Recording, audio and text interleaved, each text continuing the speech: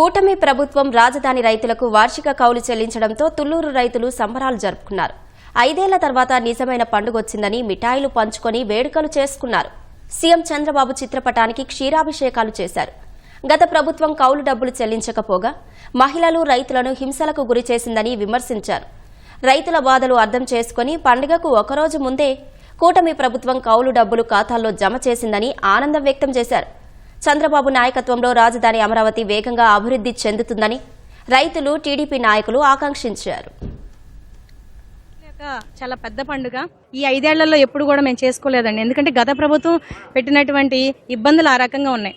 దాంతో 5 ఏళ్లు 2 రోడ్డునే ఉన్నాను తప్పితే ఏ పండుగ లేదు, మేము చుట్టాలను పిలుచుకున్నది లేదు, మేము చేసుకున్నది లేదు. కానీ ఈ సంవత్సరం మాత్రం కూటమి ప్రభుత్వం వచ్చి ఇక్కడ రాజధాని పనులే కాకుండా రాష్ట్రాన్ని కూడా అభివృద్ధి పదంలో ముందుకు తీసుకెళ్తుంటే చాలా సంతోషకరంగా చుట్టాలతో కలిసి చాలా పిల్ల పాపలతో అందరితో చాలా ఆనందంగా మేము ఈ పండుగను చేసుకుంటున్నాము. ఇప్పుడు కూటమి ప్రభుత్వం గెలిచాక మాకు సంక్రాంతి పండుగ వచ్చిందండి. 5 సంవత్సరాల్లో పండగ లేకుండా శిబిరాల్లో ఏడవటమే సరిపోయిందండి. ఈ ప్రభుత్వం వచ్చాక అప్పుల్లో ఉన్నా కూడా ఇవ్వవలసిన కౌళ్ళని వేశారండి. ఇప్పుడు మరి 10వ సంవత్సరం కౌలు వేశారు. అసైన్ రైతులకైతే కౌళ్లు సరిగా పడలేదు 3 సంవత్సరాల నుంచి. ఇప్పుడు ఈ 10వ సంవత్సరం కౌలుతో పాటు 8వ సంవత్సరం కౌళ్లు కూడా వేశారండి. మాకు ఇప్పుడు 5 ఏళ్లలో హింసతోనే బతికాము.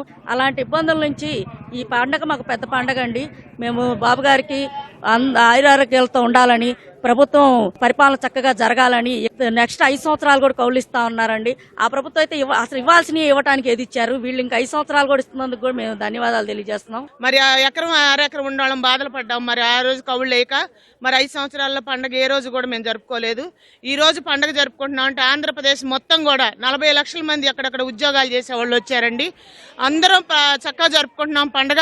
బాబు గారు మంచి ఆరోగ్యంగా ఉండి అందరికి మేలు చేయాలని కోరుకుంటున్నాం రాష్ట్రం మొత్తం కూడా.